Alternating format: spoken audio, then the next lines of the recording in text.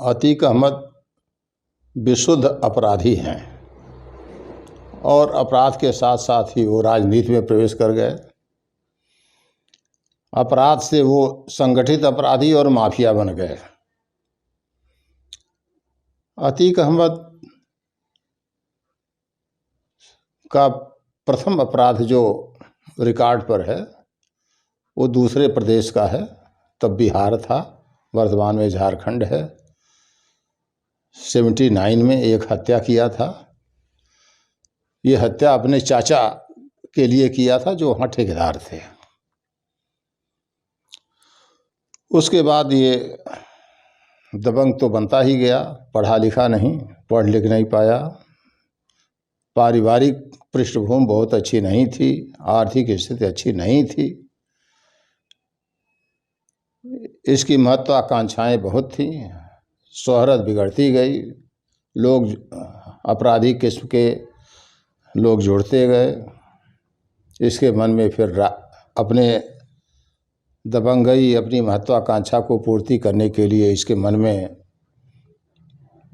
और लालसा जागी। इस चुनाव में उतरा।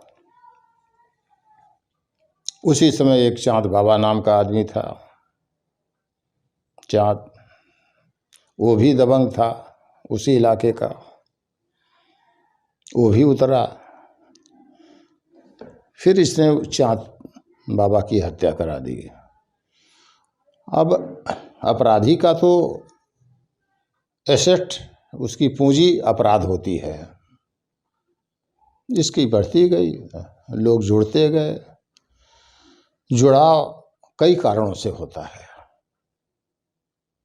लोभ में कि हमारा काम करा देगा, अपने रंजिश की पूर्ति के लिए, अपना प्रभाव जमाने के लिए शौकिया, लोग शौकिया भी मदद करते हैं। इसके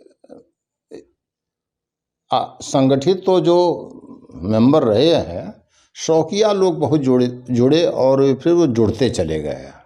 फिर समय के साथ ये अपराध करता गया और इसको समर्थन भी कई तरह से मिला। मतलब समाज से तो मिला ही, जो तंत्र है, तंत्र में सब आता है, तो तंत्र का भी बहुत समर्थन मिला। इसने उसका सदुपयोग किया। और तंत्र क्यों समर्थन देता है? अगर नियम से परे समर्थन देता है तो इसका मतलब वो नियम से परे कुछ उससे अपेक्षाएं भी रखता है। इस तरह से बढ़ता गया। और आपने भी अतीक के खिलाफ तमाम कार्रवाइयाँ की हैं और इसके बाद भी ये अपराध की तरफ लगातार बढ़ता रहा, तो क्या इसमें कौन दोषी है? देखिए, जहाँ तक आप मेरी बात कर रहे हैं, ये मैं इस जनपद में सन 95 में आया था। इसने तब मैं पुलिस अधीक्षक द्वाबा था, ग्रामीण। जनवरी 1996 की बात है। इसके भाई अशरफ ने सिविल लाइंस में गाड़ी हटाने के नाम पर थोड़ा सा विवाद हुआ और उसकी हत्या कर दिया। जो डॉक्टर अग्रवाल, बच्चों के डॉक्टर जो है, लोहिया मार्ग पर, उनके नर्सिंग होम के पास सरेआम हत्या किया। और आप समझिए कि कैसे प्लान्ड तरीके से हत्या हुई, कि हत्या यहाँ हो रही है और अशरफ की गिरफ्तारी थाना चंदौली, जनपद चंदौली में आर सेक्टर के अंतर्गत दिखा दी जा रही है। और फर्जी जेल भी भेजा जा रहा है। जब इसकी तफ्तीश शुरू हुई तो अतीक ने उस मुकदमे का ट्रांसफ़र CBCID करा दिया। लेकिन उससे पहले सारे तथ्य आ चुके थे। कि आदमी गलत जेल भी गया था, कोई दूसरा और जेल भेजा गया, रिमांड बनी, दूसरे दिन बेल हो गई। तो इससे आप अंदाज लगा सकते हैं कि कोई हत्या या हत्या के बाद किस तरह से सुनियोजित तरीके से उसको शून्य करने का प्रयास किया जाता रहा है, लेकिन उसमें सफल नहीं हुए। विवेचना में इतनी एविडेंस आ गई, CBCID ने भी किया। तो अगस्त का महीना था, गिरफ्तारी की बात आई तो SSP ने मुझ पर विश्वास किया। मैंने जाके अतीक अहमद को उनके घर से गिरफ्तार किया। फिर आगे कार्यवाही चलती रही। इन्होंने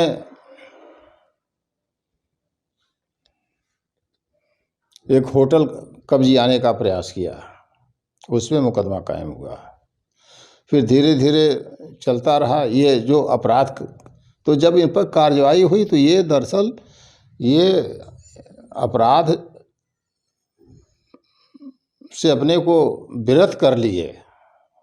उसमें यद्यपि जो है कुछ करते रहे, लेकिन कार्यवाही इन पर माकूल होती रही। इसी दौरान उन्होंने कई घटनाएं कराई। दुखद ये है कि इनके अपराध में इनके पिता सम्मिलित, वो बढ़ाते रहे, क्योंकि उनका वर्चस्व उसी के नाम पर था। इनके पिता भी जेल गए थे हत्या में और मामलों में। इनके गनर भी जेल जा चुके हैं। इनकी शादी में उन्होंने फायरिंग कर दिया था, सब हर्ष फायरिंग। तो ये अपना जो है तंत्र, ये अपना जाल बुना था। लेकिन जब निष्पक्ष कार्यवाही हुई है तब ये मुंह की खाए हैं। लेकिन समय के साथ इनको समर्थन भी मिलता रहा। एक सरकार आई, दूसरी सरकार गई। एक सरकार में अगर जो है कार्यवाही हुई तो दूसरी सरकार में ऑक्सीजन मिल गया। जितना नुकसान हुआ उसका कई गुना इन्होंने भरपाई कर लिया। देखिए, या तो न्याय की मदद होती है, सत्य की मदद होती है तो आदमी परमार्थ में करता है, और वैसे तो स्वार्थ में ही करता है, निजी फायदा। ये इसकी मदद तब करेंगे तभी तो उनको निजी फायदा होगा। बिल्कुल करते रहे हैं, लोग पालते रहे हैं। अगर इनका पालन पोषण न हुआ होता तो ये कोई बढ़ ही नहीं सकता। कोई अपराधी अगर उसका पालन पोषण जो है कुछ बली लोग समाज के या जो है उसको और तरीके से मदद न मिले तो वो नष्ट हो जाएगा। सारे अपराधी अतीक नहीं बनते हैं, सारे अपराधी मुख्तार नहीं बनते हैं। वो जो है जिनको ऊर्जा मिलती जाती है और समर्थन मिलता है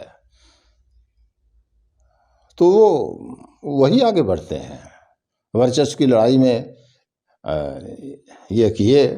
आखिर में देखिए, आप इनके द्वारा या इनके गैंग के द्वारा की गई घटनाओं को देखिए तो आपको पता चलेगा। और उसमें ये इनके कारण बचते रहे। अभी तक इनको किसी मुकदमे में सजा नहीं हुई। अब ये जो घटना हुई है उमेश पाल की, ये बहुत ही सनसनीखेज है और जिसको कहते हैं कि किसी की परवाह न करते हुए, इसे दो चीज मिलती है। या तो ये घटना हताशा में की गई या दुस्साहस में की गई, लेकिन दोनों रूप में यह घटना होनी चाहिए थी अगर ये कुछ भी इनके पास बुद्धि होती है। जब वर्तमान सरकार और सत्ता के शीर्ष पर बैठा हुआ मुख्यमंत्री किसी एक नहीं, सबके खिलाफ एक अपनी नीति निर्धारित कर रखा है दृढ़ता पूर्वक, और उसका क्रियान्वयन कर रहा है। उस समय सरकारी नीति के खिलाफ जाना ये दुर्भाग्य है, और ये इनकी हताशा ही कही जाएगी, और ये दुस्साहस भी है। इन्होंने चुनौती दी, सरकार को सीधी चुनौती दी। चुनौती माने हम ही कह रहे हैं, अगर आपकी नीति नहीं, सरकार की नीति के परे कोई जा रहा है और जानबूझ के जा रहा है, तो चुनौती क्या, चुनौती नहीं कह सकते, चुनौती क्या देंगे, लेकिन यह कि उसकी अवज्ञा तो किए, अवहेलना किए, उसको जो है उसका पालन नहीं किया। आखिर में इन्होंने क्या समझा,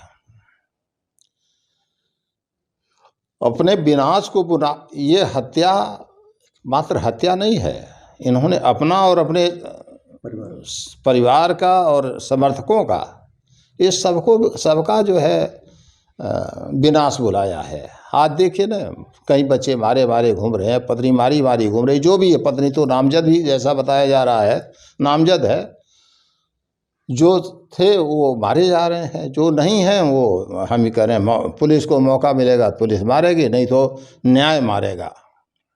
न्याय दोनों तरीके से होता है, परमात्मा का न्याय, कानून का न्याय, तो जहाँ कानून का न्याय है कानून का न्याय, और जब कानून का न्याय फेल करता है तो परमात्मा का न्याय प्रिवेल करता है, ये करेगा। और आखिर में कर क्या रहे हैं, समाज को क्या दे रहे हैं, पीढ़ी को इन्होंने जो है अपराधी बना दिया। आप देखिए ना, एक पीढ़ी अपराधी बन जा रही है। इनके पिता पर मुकदमा, ये पिता 7 जेल में रहे हैं, अब इनके बच्चे 2 जेल में हैं। इनकी पत्नी भी जो है, जो हम तो इधर अब तो सेवा में नहीं है, अखबार से देखते हैं कि कहीं चुनाव में धमकाना, कहीं कुछ करना, तो बच्चे अपने पिता, स्वयं बच्चे, पत्नी, भाई, तो ये क्या है, ये तो जो धर्म में पढ़ा जाता है, ये तो राक्षसी जो है संतति हो गई, ये संतति पूरी राक्षसी हो गई। इसी तरह से और माफिया भी देखिए, सबका नाम लेना ठीक नहीं है क्योंकि वे पुण्यात्मा नहीं है। देखिए, वो एक फैशन चल रहा है, ये बड़ा भारी व्यवसाय हो गया है।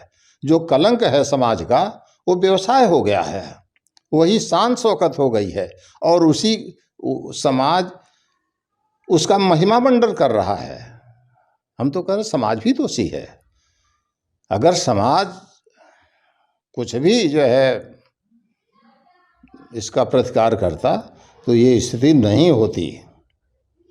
अच्छा, अतीक अहमद ने आपराधिक की शुरुआत की अपराध से, इसके बाद राजनीति का भी सफ़र तय किया, तो इसमें अतीक अहमद का इस्तेमाल राजनीति ने किया, या तो राजनीति का इस्तेमाल अतीक अहमद ने किया? भाई देखिए, बात तो दोनों है।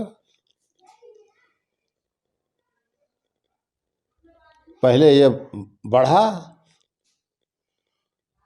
तो जब राजनीति में कौन अपनाया था, राजनीति में राजनीतिक दल किसी भिखमंगे को तो साथ नहीं लेती है, बलवान को ही जो है, जिसका कोई आधार हो, कुछ हो। तो इसने पहले तो राजनीतिक नहीं था, पहले तो अपराधी बना, मनबड़ बना, प्रभाव हुआ, निर्दल विधायक जीत गया। निर्दल विधायक कैसे जीता, इसके सारे जो है, जो लोग समाज जान रहा था, उसमें भी अपराधी था समाज, उस क्षेत्र के लोगों ने समर्थन दिया, जैसे भी मिला हर तरह समर्थन पाया, समर्थन जुटाया, समर्थन मैनेज किया, सहयोग मैनेज किया। फिर जब ये है कि ये तो बाहुबली हो गया है, तो जिस पार्टी में चाहा गया, कौन पार्टी नहीं ली इसको, अपना दल में नहीं गया कि अब सबका नाम क्या लें, जो है सपा में नहीं गया, बसपा में नहीं गया, इसने सबको तो जो है सबने इसको लपकने का प्रयास किया, लपक लिया। अब वही आपने जो पूछा कि इसने राजनीति का प्रयोग किया, राजनीति का जो है फायदा लिया या राजनीति ने इसका फायदा, दोनों ने लिया। दोनों पूरक रहे हैं। दोनों फायदा लिए। ये राजनीतिक दल को जो है फायदा पहुंचाया। अगर आप जाइए देखिए सत्ता का उलटफेर कैसे चला, उसमें इसकी भूमिका रही है। कभी अपने विधायक को तोड़ करके दूसरी जगह किया, कभी दूसरी जगह तीसरी जगह किया सरकार बनवाने में, कभी यहाँ कभी वहाँ करता रहा। तो राजनीतिक दलों ने फ़ायदा लिया और ये राजनीतिक फ़ायदा लिया। 2002-03 में इसकी सारी संपत्तियाँ अटैच की गई थी।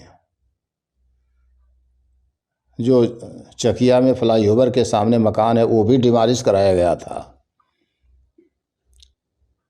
और जब सत्ता परिवर्तन हुआ तो इसके गैंग को डिलिस्ट कर दिया गया कि शून्य है, ये निष्क्रिय है। सारी संपत्ति इसकी रिस्टोर हो गई। सरकार का सत्ता का समर्थन मिला कि अकूत संपत्ति फिर जो है जिस रेट से ये डाउन हुआ था उससे कई गुना ज़्यादा दर से ये अपने बल को बढ़ा लिया। तो इसको स्पष्ट है कि दोनों एक सिक्के के दो पहलू हैं।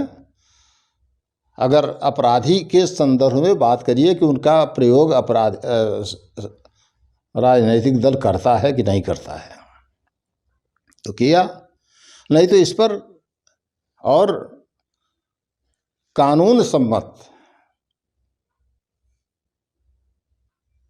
अद्भुत कार्यवाहियां हुई हैं। कोई उठा करके देख रहा है 96 से लेकर के 2003 तक की कार्यवाहियों का।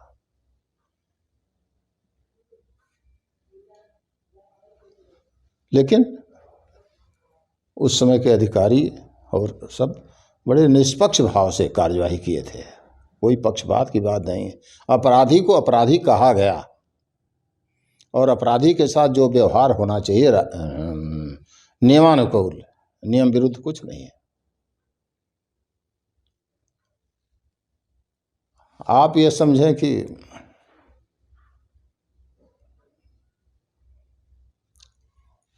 और ये लोभ लालच प्रभाव, उसमें इसने तंत्र का बड़ा दुरुपयोग किया है। तंत्र में सब,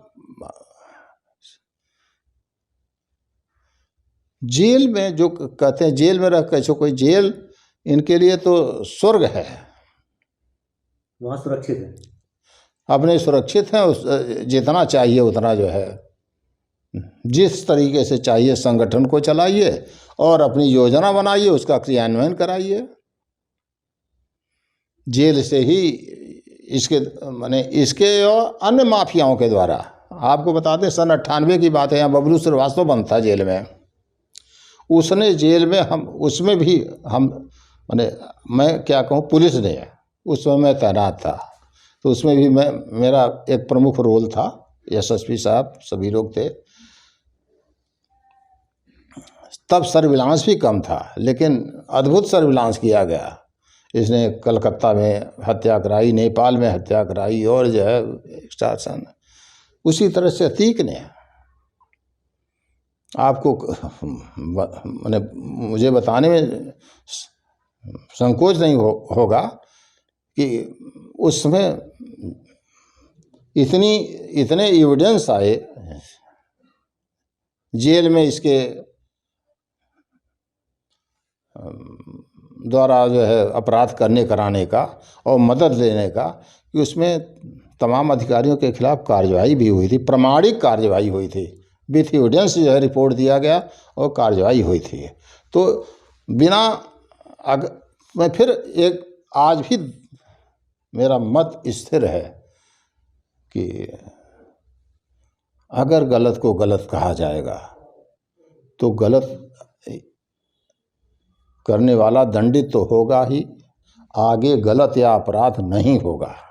निरोध होगा। लेकिन जब गलत को सही कहने वाले और ज़्यादा रहेंगे तो उन्हें उनका मनोबल बढ़ता रहेगा, वो उनके लिए जो है ऊर्जा का काम करेगा, वो उनके लिए कैटालिस्ट का काम करेगा और वो उनको जो है वो बढ़ते जाएंगे। अच्छा, अतीक अहमद की बात करें तो आपने कई कार्रवाई की और बहुत नज़दीक से अतीक को देखा है, तो अतीक का स्वभाव कैसा रहा है? खतरनाक था या शालीन स्वभाव का था? किस तरह का अतीक अहमद का स्वभाव रहा है? शालीन और खतरनाक किस बारे में? क्रियाकलाप खतरनाक, सारे क्रियाकलाप खतरनाक। शालीन के बारे में कहिए तो बात व्यवहार तो बड़ा मधुर करता था या करने की प्रवृत्ति है। क्रियाकलाप जो है उल्टे ही हैं। क्रियाकलाप कभी समाज के प्रति शांति और जो है उसकी थोड़ा रही है। समाज को अजगर की तरह से, अपने स्वार्थ में अजगर की तरह से लीलने की रही है। जब इसने मौका पाया है घात किया। अपने जिनसे मतैक्य नहीं हुआ, जिनसे इनका मन नहीं मिला, उसको चाहे मिला करके या चाहे षड्यंत्र करके उसको कांटे से हटाया। तमाम अपने नज़दीकों को हटाया, किसी न किसी तरीके से हटाया। इसीलिए ये सब असफल होता गया। अच्छा, ये भी कहा जाता है कि अतीक अहमद अपने बराबर किसी को देखना नहीं चाहता था। ये तो मैंने पहले ही बता दिया। अगर प्रतिद्वंदी को हटा देंगे तो प्रतिद्वंदी बराबर कहाँ होगा? कैसे देखेगा? बराबर कोई उठेगा तो एक दिन बराबरी में आ जाएगा। तो उसकी उठान देखी कि उसको गिरान करा दिया, उसकी उठान दे करके उसको गिरान पर ला दिया, गिरा दिया, नष्ट कर दिया। लेकिन मैं फिर कहूँगा कि समाज हो, तंत्र में मीडिया भी है, जो भी है, अगर गलत को गलत कहने की, अपराधी को अपराधी कहने की प्रवृत्ति यदि खत्म हो जाएगी तो ये अपराधियों का, माफियाओं का प्रभाव बढ़ता ही जाएगा। लेकिन मेरा ये मानना है कि जो इसमें शासकीय नीति है, जिसके अंतर्गत पुलिस और प्रशासन कार्य कर रहे हैं, उससे ज़रूर नियंत्रण होगा। और इन अपराधियों को भी यदि कुछ भी बुद्धिमान होंगे तो उन्हें सचेत हो जाना चाहिए कि गलत का फल गलत होता है, करना नहीं चाहिए। जिस समाज में रहते हैं उस समाज में विष नहीं बोना चाहिए, उस समाज का नाश नहीं करना चाहिए। क्या लग रहा है कि इस बड़ी कार्रवाई से, क्योंकि इस उमेश पाल हत्याकांड में पूरा अतीक का परिवार नामजद है, तो क्या लग रहा है कि इस कार्रवाई के बाद अतीक का वर्चस्व खत्म होगा? चोट पर हर आदमी को दर्द होती है। अगर कानून की चोट पड़ेगी, और पड़ ही रही है। आज ये बताइए, अतीक की पत्नी मारी मारी घूम रही हैं कि नहीं घूम रही हैं? उनके बच्चे जो है हत्या में, एक को हत्या में नामजद कहा जाता है, 2 का वो कहा जाता है, 2 जेल में हैं, 5 बच्चे हैं। उनकी क्या स्थिति है? वो सुख से तो नहीं है, भयाक्रांत हैं। आशंका उनको है, जो आशंका उनको है कि उनके साथ नियम विरुद्ध कुछ होगा, ऐसा कुछ होगा नहीं। लेकिन वो नियम के ही अपने नियम तोड़ेंगे और खुद नियम के अंतर्गत आना नहीं चाहेंगे, नियमानुसार कार्यवाही नहीं चाहेंगे, तो होगा ही। और अपराध करने वाला दंडित होता ही है, दंड उन्हें मिलेगा ही, बात समय की है। उमेश पाल की जिस तरह हत्या की गई, एक कुछ 2005 में राजू पाल की भी इसी तरह दौड़ा दौड़ा कर सड़कों पर हत्या की गई थी। और ये 24 तारीख को जब उमेश पाल की हत्या की गई, तो इस तरह के जो हत्या आरोपी हैं तो कितनी कड़ी कार्रवाई की मांग कर रहे हैं?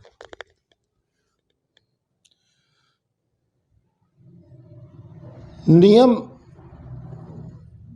के अंतर्गत कार्यवाही की जो सीमा हो उस सीमा तक कार्यवाही होनी चाहिए, नियम तोड़ करके कार्यवाही नहीं होनी चाहिए। ऐसे अपराधी बख्शे नहीं जाने चाहिए। बख्शना किस बात है, इसका मतलब नियम आप तोड़ रहे हैं। कार्यवाही न करने में भी नियम तोड़ना है, और कार्यवाही करने में भी जो है, अगर एक्सट्रीम पर जाते हैं, एक्सीड कर जाते हैं, तो भी गलत है। नियमानुसार देखिए, सेल्फ डिफेंस का एक अलग प्राविधान है, जिसको पुलिस कहते हैं, पुलिस काउंटर में मारा गया। तो काउंटर क्या है? एनकाउंटर होता है जहां आमने सामने होती है। तो अगर जो स्थिति आए, कानून जो कहे उसका पालन होना चाहिए। कानून सबकी सज़ा, हत्या की सज़ा फांसी है, डकैती की सज़ा फांसी नहीं है, लेकिन डकैती विथ मर्डर फांसी है। तमाम चीज़ें हैं, तो वो अपराध के पैरेलल दंड का निर्धारण होता है। अपराध की क्वांटिटी, क्वांटम के हिसाब से दंड का क्वांटम होता है, दंड की मात्रा निर्धारित होती है। वो सब होना चाहिए, कोई भी हो। अगर समाज को शांतिपूर्ण, खुशहाल और प्रगति के मार्ग पर ले चलना है, तो